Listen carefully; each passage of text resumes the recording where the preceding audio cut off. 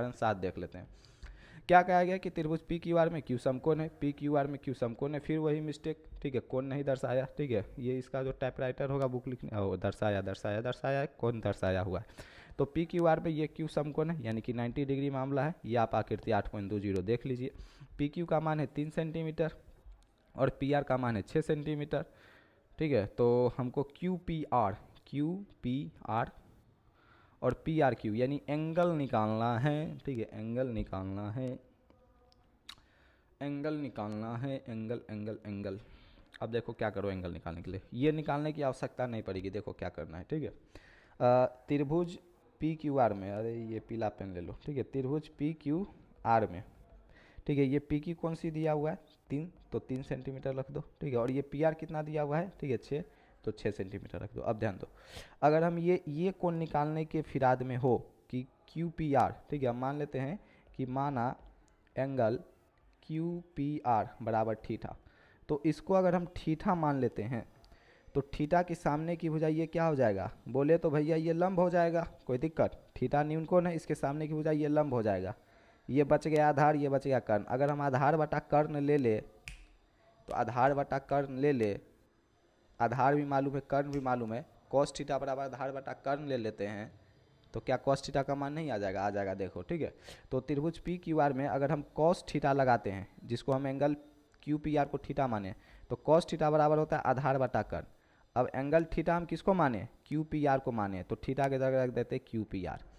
और angle Q P R के लिए, ठीक है, ये है क्यू पी आर, एंगल जो बीच में लिखा रहता है ना, एक्चुअल में उसकी बात हो रही होती है, तो इस एंगल पी की बात हो रही है, तो इसके सामने की भुजा ये क्यू आर लंब है, ये पी क्यू आधार है, ठीक है, तो आधार के जगह पी क्यू रख दो और कर्ण के जगह ये पी आर रख दो, पी आर रख दो।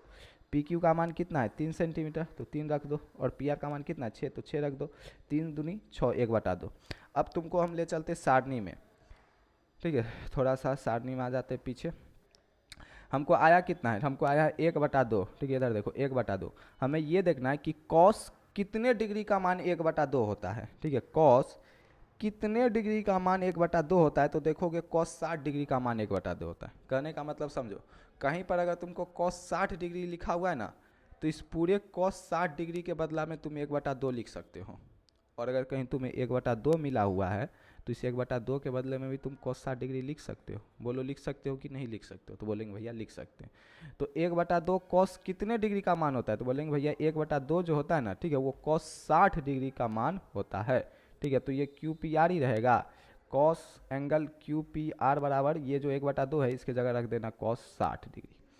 अब एक चीज़ हम तुमको बताए थे शायद पिछले ही लेक्चर में, मतलब 8.1 जब कराए थे तभी हम आपको बता दिए थे, ऐसे हम यहाँ पर थोड़ा सा समय लेके आपको बता देते हैं कि ये भी ध्यान रखना कि अगर साइन ए बराबर तुम्हारा साइन बी आता है, ठीक है, हम आपको ध्यान रखना बताए थे, तो एंगल ए बराबर एंगल बी होता है।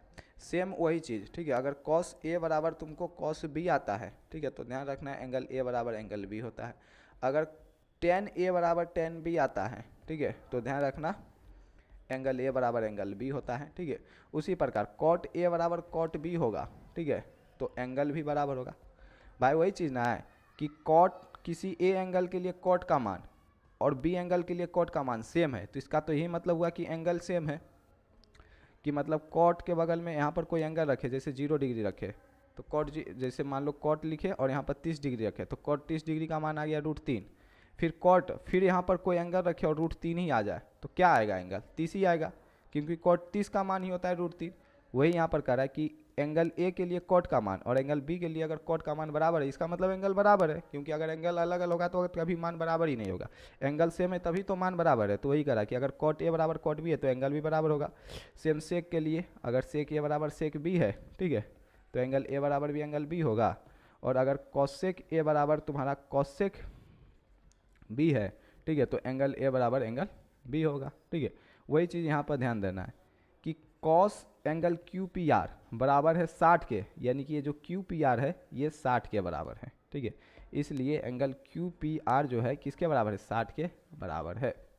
कि कॉस ये बराबर चिन्ह का क्या मतलब हुआ, ये कह रहा है कि कॉस 60 डिग्री का जो मान होगा वही कॉस क्यू पी आर का मान होगा, तो कॉस 60 डिग्री का जो मान होगा वही क्यू पी आर का मान होगा, यानी कि क्यू पी आर की जगह भी 60 होगा, तभी तो दोनों मान बराबर होगा, ठीक है। जैसे कॉस ए बराबर कॉस बी, तो एंगल ए बराबर भी एंगल बी, क्या कहना चाह रहा है कि एंगल ए के लिए कॉस का मान एंगल बी के लिए कॉस का मान बराबर होगा, यानी कि एंगल बराबर होगा तभी तो मान बराबर होगा। वही चीज़ 60 डिग्री के लिए कॉस का मान जो था वही क्यू पी आर के लिए भी कॉस का मान होगा, यानी दोनों बराबर है, यानी कि क्यू पी आर भी कितना होगा 60 डिग्री होगा। तो एंगल क्यू पी आर तुम्हारा आ जाएगा 60 डिग्री। ठीक है, ये जो एंगल है क्यू पी आर बराबर तुमको ये आ जाएगा 60 डिग्री।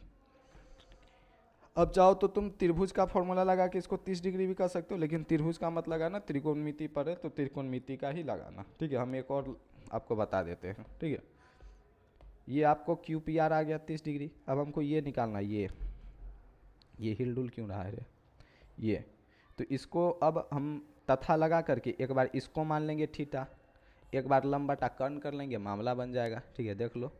अब हम पुनः यहाँ पर लिखना पुनः, ठीक है, पुनः या तथा लिखना, पुनः लिखना। ठीक है, पुनः। ठीक है, इस बार हम क्या कर लेंगे, इस पी आर क्यू को क्या मान लेंगे, ध्यान समझना। ठीक है, पी आर क्यू को हम लोग क्या मान लेंगे, थीटा मान लेंगे। ठीक है, तो लिखना माना एंगल पी आर क्यू बराबर थीटा, और इस बार हम साइन थीटा का फॉर्मूला लगाएंगे।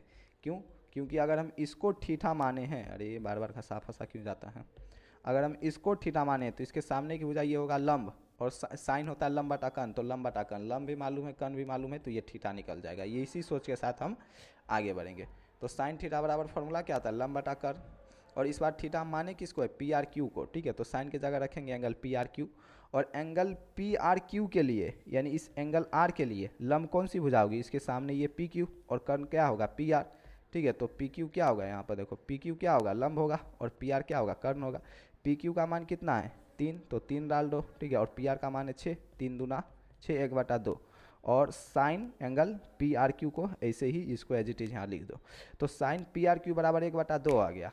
अब तुम्हें सोचना है कि साइन के किस एंगल का मान 1/2 आता है, तो तुम सोचोगे कि भैया साइन 30 डिग्री का मान 1/2 आता है, यानी कि ये जो एंगल पी आर क्यू को पी आर क्यू ही रहने दो, पी आर क्यू ही रहने दो। ये जो 1/2 रखा है ना, इसको साइन में तुम 30 डिग्री रख लेना, इसको कॉस में 60 मत रख देना, क्योंकि कॉस यहाँ पर नहीं है, यहाँ पर साइन है।